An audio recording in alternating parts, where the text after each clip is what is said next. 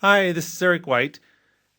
Today I am introducing the OpenXML SDK for JavaScript. There are 5 interesting platforms for the OpenXML SDK for JavaScript. First of all, and probably the most important, is that you can write OpenXML programs that operate right in your web browser. The OpenXML SDK for JavaScript works seamlessly in IE 10, IE 9, in Chrome, in Firefox, and I'll be adding other browsers as we move along in the future. And the second platform, or variety of platforms, are servers.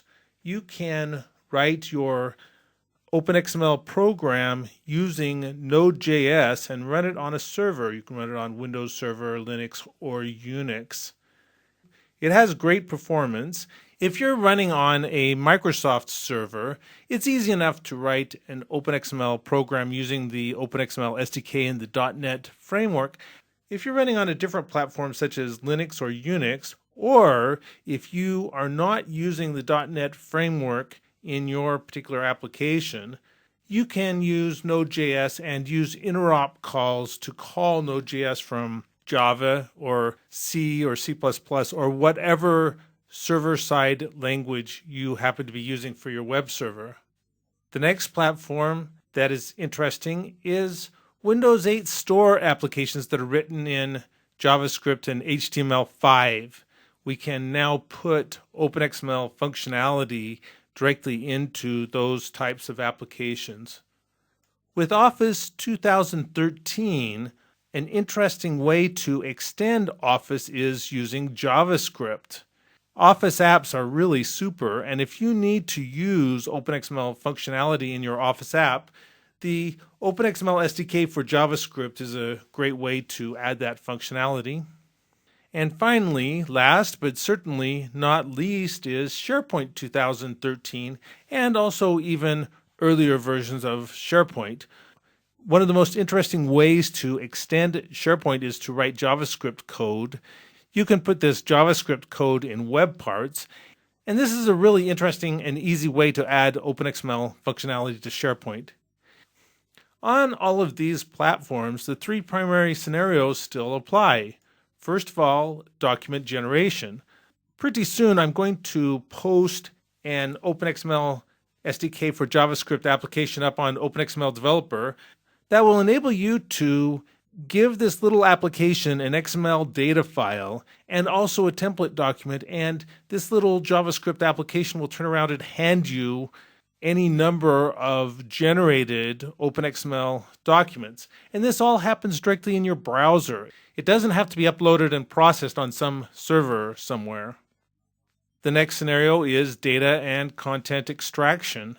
This is a super interesting scenario. In the near future, I'll make a little JavaScript application that enables you to give it a word processing ML file, and it will turn around and hand you all the text of that file. There are a lot of different interesting scenarios that we can put together with this. And finally, document transformation. Transforming word processing ML documents to HTML right there in JavaScript in the browser enables us to display OpenXML content in a super easy way.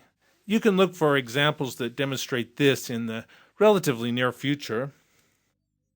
You can download the OpenXML SDK for JavaScript from Codeplex. The URL is OpenXmlSdkJs.codeplex.com. To download, click on the Downloads tab. And as of the recording of this screencast, there is only one download available. It's version 1.0 right here. After you download and extract, you'll see this set of files. These are plain old HTML and JavaScript applications, so you can simply click on one of these and open it in a browser. So for instance, we can open this with Internet Explorer, and we can see the little application here. However, there's an interesting issue, which is that in order to upload and download files from your local hard drive directly into JavaScript variables, JavaScript storage locally. At the moment, the best approach to do this is to use little small Flash controls. These are little buttons that are implemented in Flash. From Flash 10 and onwards, there is the capability in Flash to upload and download files directly into Flash variables, and therefore it is pretty easy to write a little bit of JavaScript code that can put up the little bit of Flash code and enable you to upload and download OpenXML documents. There are current plans in place to implement a file API directly in the browser. There's this file API that is a W3C editor's draft. This file API has a file reader interface that enables you to read local files into JavaScript variables. And there's also a file API for a writer that enables you to directly write to the local hard drive. However, these are currently works in progress. Some browsers implement certain aspects of these APIs, but coverage is a bit spotty right now. In the meantime, we have this workaround using Flash, and when these file APIs become mature, we can switch over to start using them. It does present us with one small logistical problem, which is that the security model of Flash doesn't allow the particular APIs to run if you're not running from a web server. So in other words, those particular APIs that enable reading from and writing to local drives, Flash looks and sees if you're running from a web server and allows those APIs to work. A super easy way to run this from a web server is to run these pages from Visual Studio. In the zip file that you downloaded, there is a Visual Studio solution right here, OpenXmlSdkJs.sln. You can use Visual Studio Professional. You can also even use the free edition, Visual Studio Express. When you open an HTML page in Visual Studio, it starts up a little development web server and then serves up the page from that web server, and therefore the Flash will work properly. Let me show you how that works. I'll open up the project. I'm going to walk through the operation of example 1. This example demonstrates the plumbing necessary to load, modify, and save an OpenXML document. Let's take a quick look at this code. In order to use the JS upload and JS download modules, you have to have a pair of paragraphs with specific IDs. You'll pass these IDs into the JS upload and JS download modules. The Flash controls will be inserted into the page at the location of these paragraphs. Here are all the JavaScript modules that this is dependent on. You'll notice up here that the onClick event calls modified document for this button. Down here we can see that modified document method. It's pretty simple. It opens up the package that was loaded by the Flash module. It adds a new first paragraph to it, and the text of the first paragraph is new first paragraph. And then it serializes it back out to this variable opened file data in preparation for saving it to the local hard drive.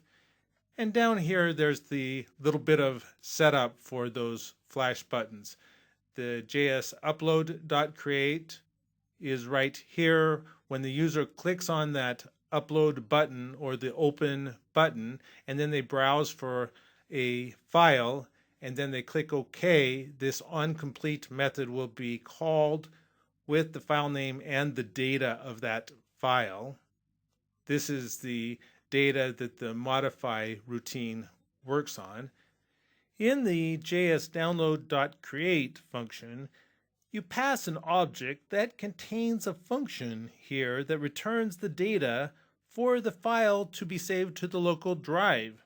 And here you write a method that returns the default file name for the Save As dialog box.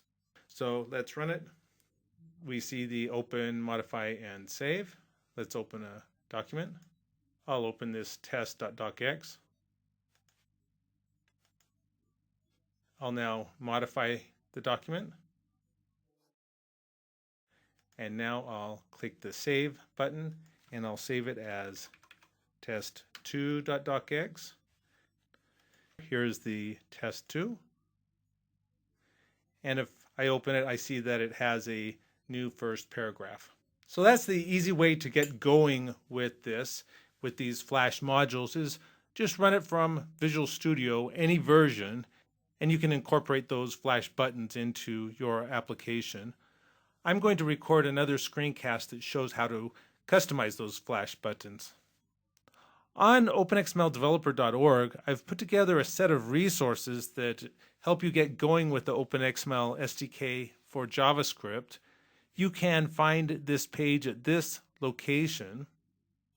At this location, there are a number of topics here that help you get going, and there is a full reference of every single method in the SDK. You can see it's not a very big API. There are 31 methods in the API.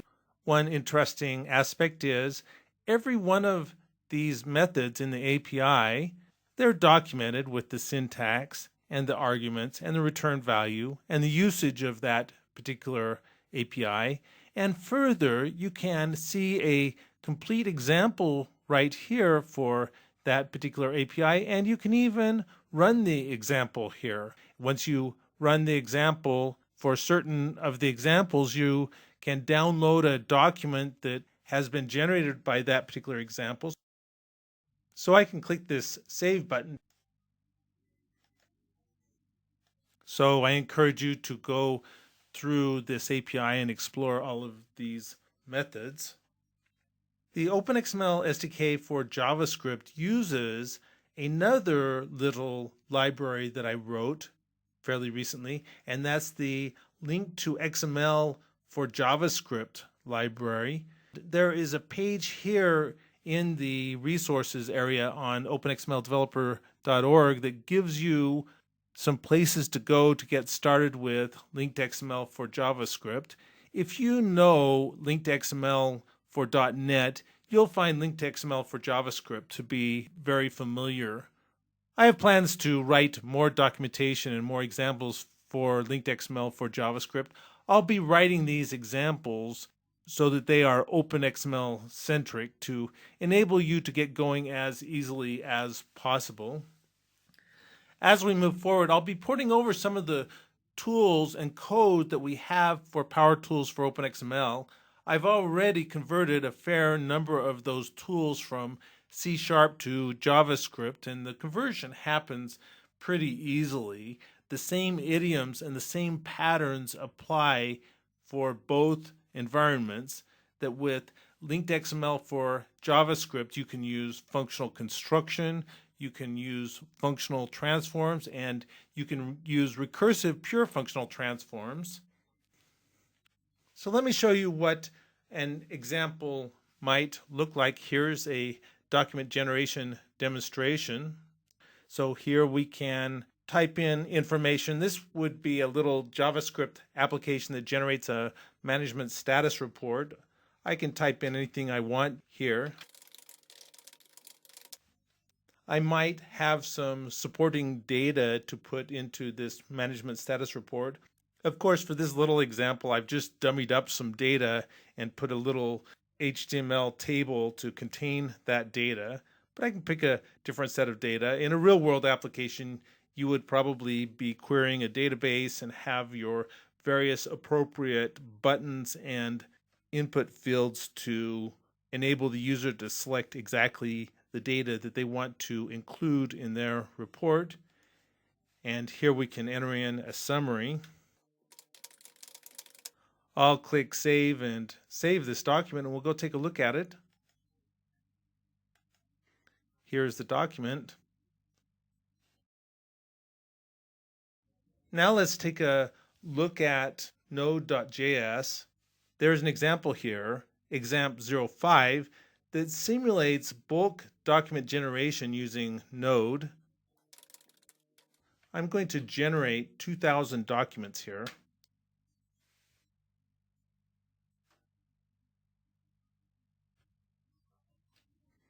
I'm going to fast forward here so that you don't have to watch these numbers count up to 2,000.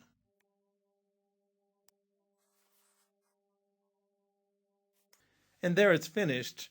It created 2,000 documents in about 32 seconds. That's pretty fast. Let's walk through these examples really quickly. First of all, this examp01 load mod save. This is the canonical example to load a document, make a modification to it, and save it back to the local hard drive.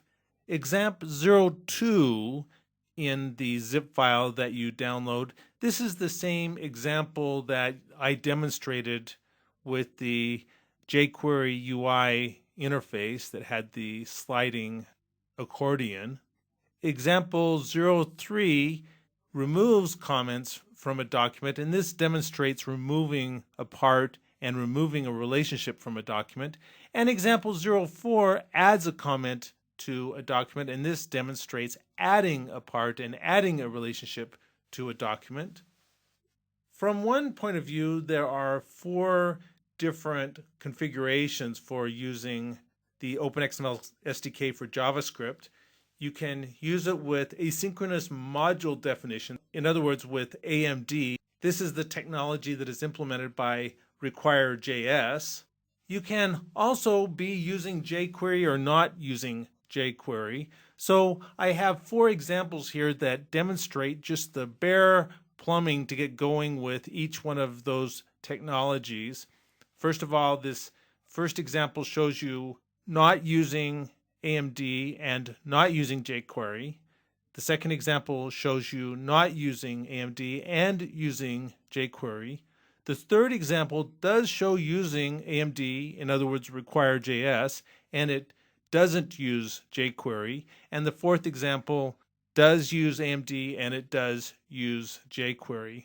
AMD is also applicable with Node. So further down here, you'll see there are 2 examples that show the basic plumbing to get going with Node.